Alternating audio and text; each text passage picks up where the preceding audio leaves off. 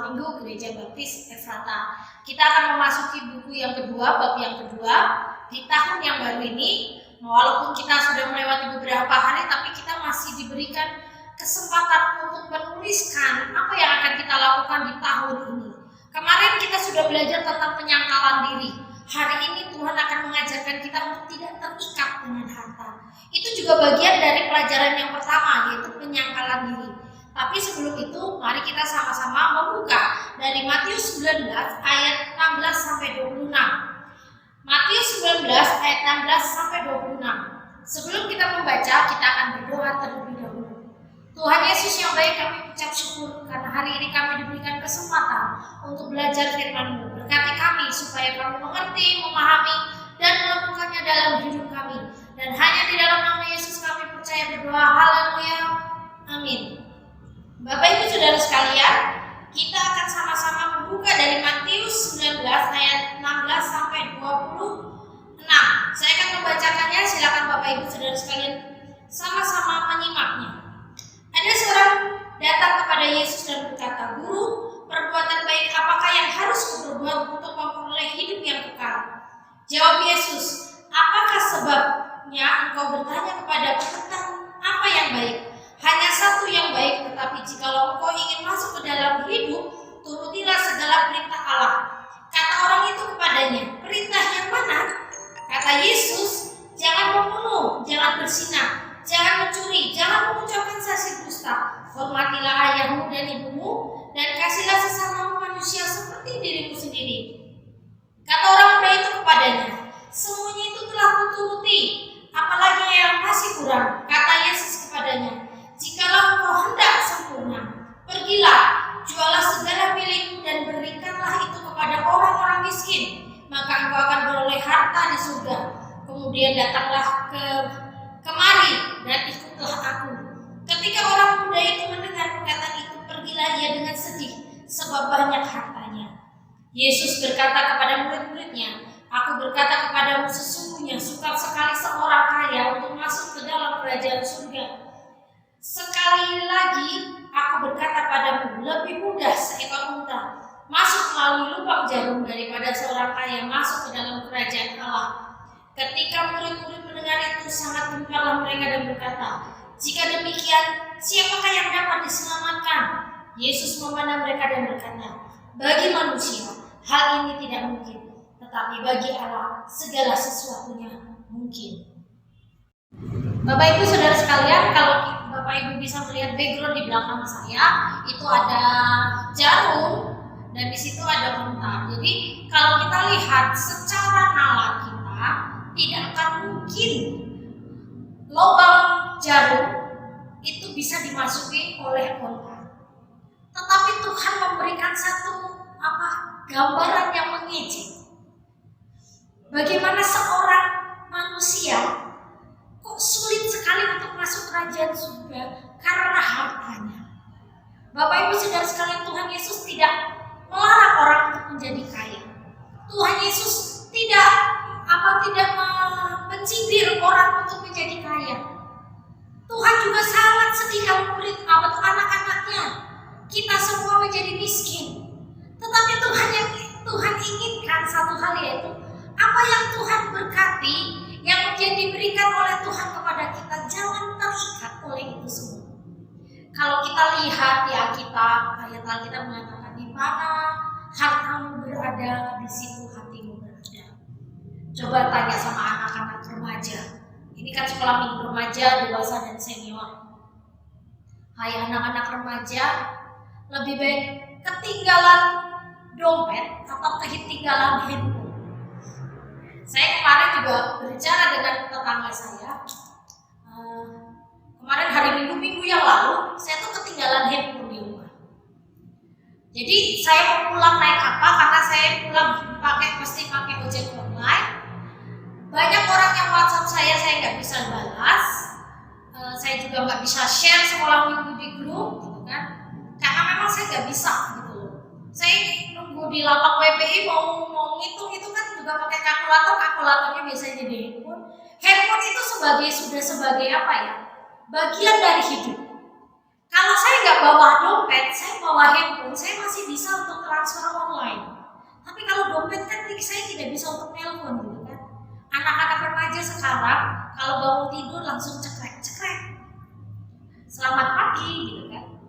Jadi ada satu keterikatan, ada satu kebiasaan yang dilakukan sehari-hari dan berulang. Dan itu yang membuat menjadi gaya hidup. Gaya hidupnya ini yang mengikat, kalau tidak dilakukan nggak bisa. Gambaran hari ini diceritakan oleh seorang pemuda yang kaya. Sudah muda, kaya, baik hati, terkenal, sangat baik. Bahkan 10 hukum Taurat dia lakukan. Tetapi ada satu hal yang dia tidak bisa, yaitu meninggalkan hartanya dan mengikut Yesus. Pelajaran kemarin minggu lalu mengatakan siapa yang mengikut Yesus, dia harus menyangkal dirinya, memikul salibnya dan ikut Yesus. Bagaimana kalau kita mau ikut Yesus kalau kita masih terikat oleh harta?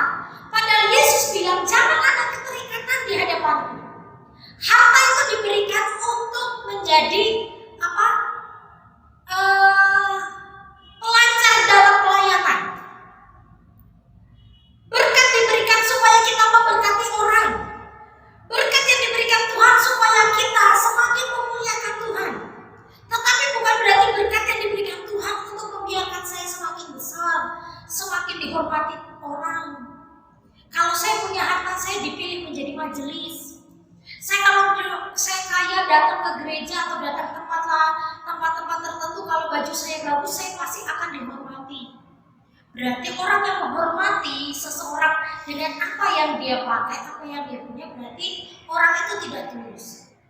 Hari ini Tuhan mengingatkan, harta yang diberikan Tuhan itu janganlah jadi pengikat. Janganlah menjadi satu hal, menjadi batu sandungan buat diri kita sendiri masing-masing untuk melayani Tuhan. Mungkin ada salah satu Bapak Ibu juga berkata, kalau orang miskin, kalau orang terbatas, kalau orang yang pas-pasan ngomong seperti ini gampang. Tapi bagaimana yang depositonya MM-an? Apakah ngomong seperti ini mudah? Melakukan ini mudah? Makanya Tuhan bilang, hanya ontalah yang sanggup melewati lubang jarum daripada orang kaya. Pelajaran yang pertama yang ingin disampaikan hari ini adalah pergunakanlah kelimpahannya untuk melakukan kehendak Allah. Jadi bukan hanya sekedar memberikan atau membagi harta kepada orang yang membutuhkan, namun lebih kepada ketaatan dalam menggunakan kelimpahannya sesuai dengan kehendak Tuhan. Banyak sekali pengusaha-pengusaha Kristen di Pasar Baru Bandung.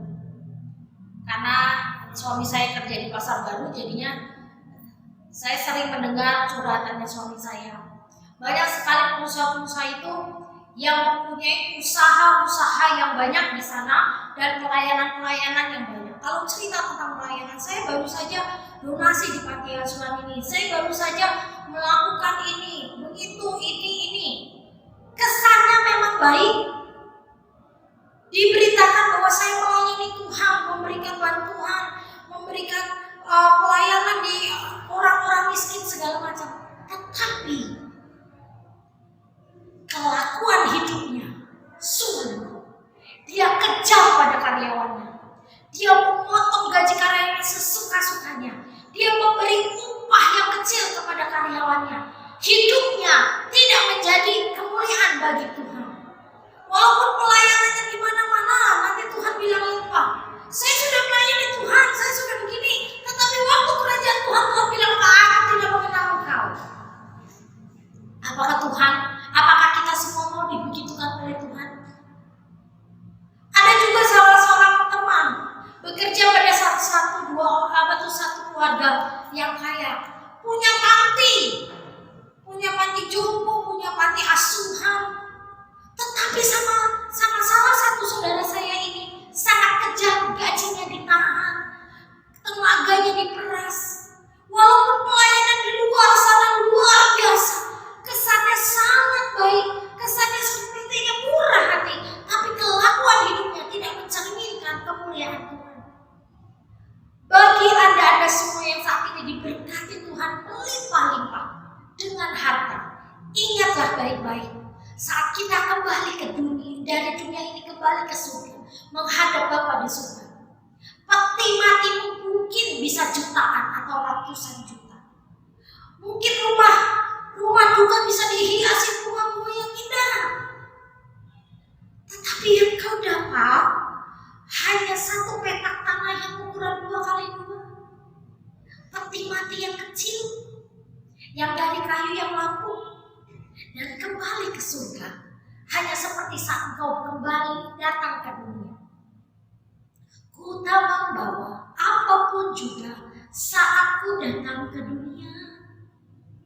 Ku tinggal semua pada akhirnya saat ku kembali ke surga.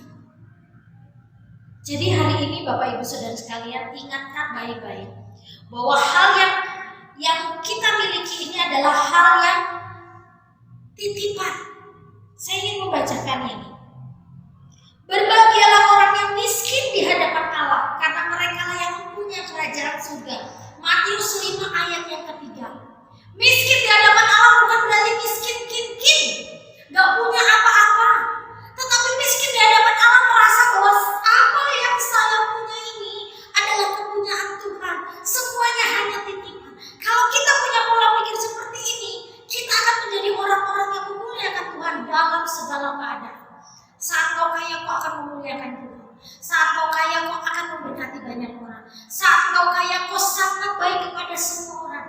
Firman Tuhan diperlakukan bukan hanya saat di gereja, tetapi di aspek kehidupan masing-masing. Saat kau menghadapi karyawan, kau akan penuh belas kasihan. Saat kau menghadapi orang lain yang lebih miskin dari kau, kau punya belas kasihan. Kemurahan Tuhan itu melimpah. Inilah yang tidak dimiliki oleh orang kaya yang tadi kita baca. Dia melakukan semua kebaikan-kebaikan itu hanya untuk dipuji, tetapi tidak mencari kemuliaan Tuhan. Jadi berdoalah saat kau diberkati Tuhan melimpah. Berkat ini buat apa Tuhan? Saya harus bagaimana? Saat kau memberi, berilah karena alasan yang memuliakan Tuhan, bukan memberi supaya orang lain menghargai diri Anda sendiri. Ini yang sangat susah. Pelajaran yang kedua.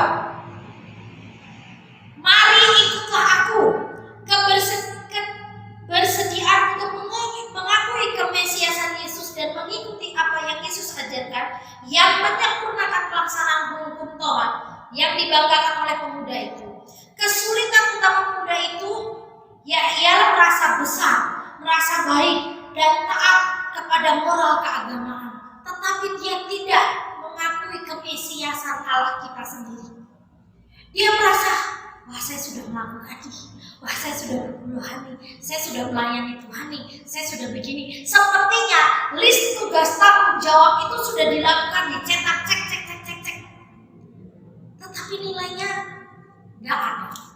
Karena semuanya untuk biar saya terlihat baik, biar saya terlihat benar.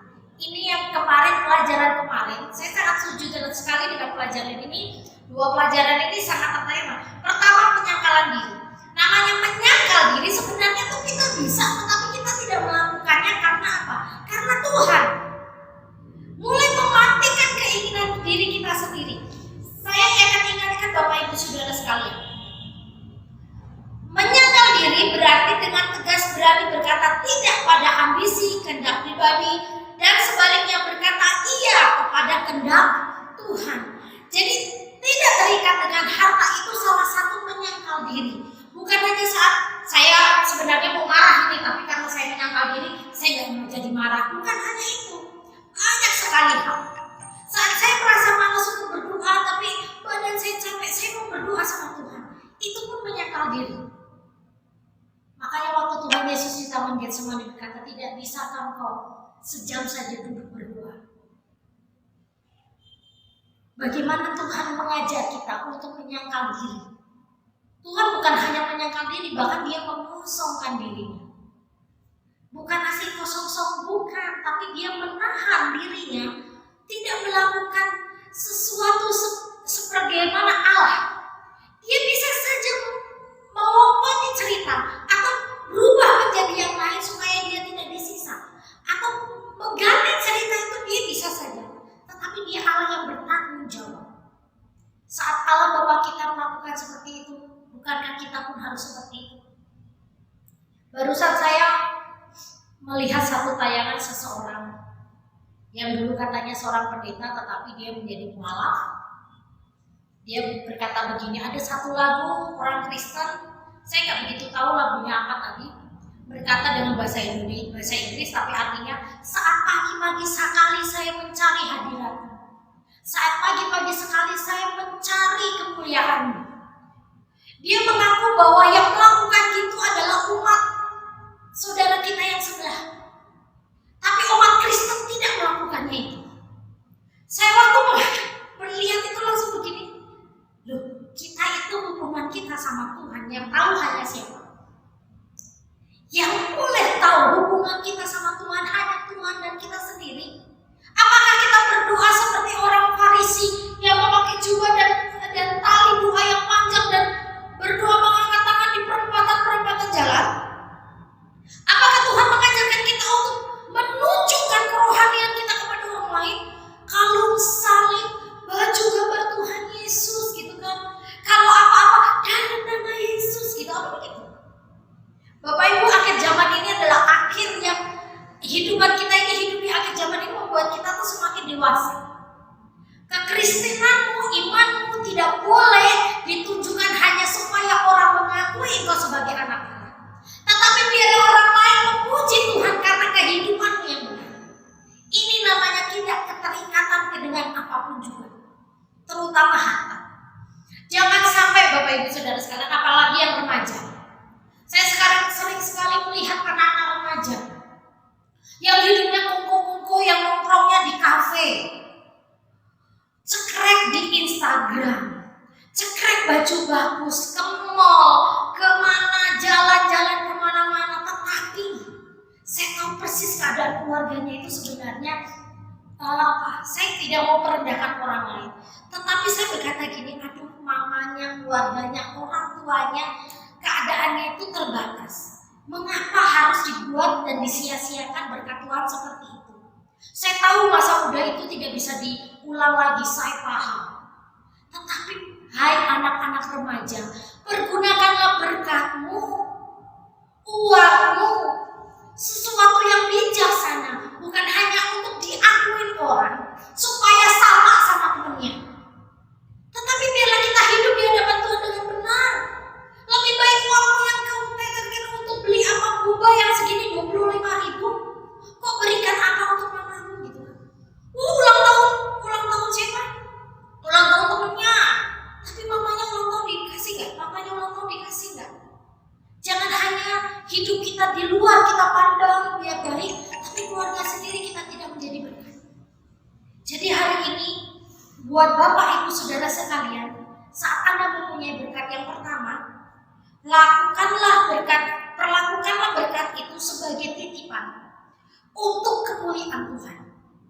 Yang kedua, sempurnakan hidupmu lewat harta itu supaya engkau menjadi anak-anak Tuhan. Maksudnya begini, saat engkau diberikan berkat, jangan hanya memberikan berkat itu dikelola untuk orangnya, tetapi orang lain tahu sehingga nama kita, wah hebat ya, berkatnya itu hebat ya. Makanya karena saya ketua WBI di sini, saya ingin mengubah satu sistem supaya orang yang memberi orang lain itu nggak tahu. Nanti kalau doakan saya supaya saya bisa memimpin WBI ini dengan baik, karena saya akui bahwa 2 tahun kita nggak beribadah itu sangat susah sekali. Kita belajar memberi tangan kanan, memberi tangan kiri itu nggak tahu. Kita belajar untuk mengasihi saudara kita tanpa harus woro-woro. Ini yang harus kita pelajari hari ini. Bapak Ibu Saudara sekalian, sehat-sehat, jaga kesehatan. Bukan jaga kesehatan badan, tapi jaga kesehatan iman supaya hidup kita tidak sia-sia di dunia ini dan hanya untuk hidup asal hidup. Bersyukurlah dalam segala hal, mulailah berjuang untuk mempertahankan iman yang benar di hadapan Tuhan. Jangan main-main dengan masa mudamu, hai anak-anak remaja, karena hidupmu cuma sekali. Hidup kita di dunia ini cuma mampir minum. Saat kita mampir minum ini, hidup kita itu tergantung dengan minuman yang kita minum. Saat kau minuman dengan tidak bertanggung jawab, ya kamu hidupmu jadi tidak bertanggung jawab. Saat kau membiasakan hidupmu dengan pesta pora tidak mau bertanggung jawab, ya begitulah hidupmu. Tetapi kalau kau di masa mudamu kerja keras, masa mudamu kau mati-matian memperjuangkan masa depanmu, saat kau masa produktif kau akan menjadi orang hebat, dan di masa tuamu kau akan mapan. Jadi jangan sia-siakan masa mudamu. Mari kita sama-sama tutup Alkitab. Bapak dalam surga, kami ucap syukur untuk hari ini, kami diingatkan lagi semua berkat yang Tuhan berikan adalah berkat-berkat titipan, dan semuanya ini harus untuk puji hormat kemuliaan nama Tuhan saja. Berkati kami supaya kami mengerti, memahami, dan melakukannya dalam hidup kami. Ajar kami bijaksana, ajar kami takut akan Tuhan, ajar kami dengar-dengar dan peka akan panggilan-Mu, supaya kami tidak menyia-nyiakan berkat panggilan-Mu Tuhan. Terima kasih Tuhan, terima kasih. Dan hanya di dalam nama Yesus kami percaya berdoa, haleluya, amin.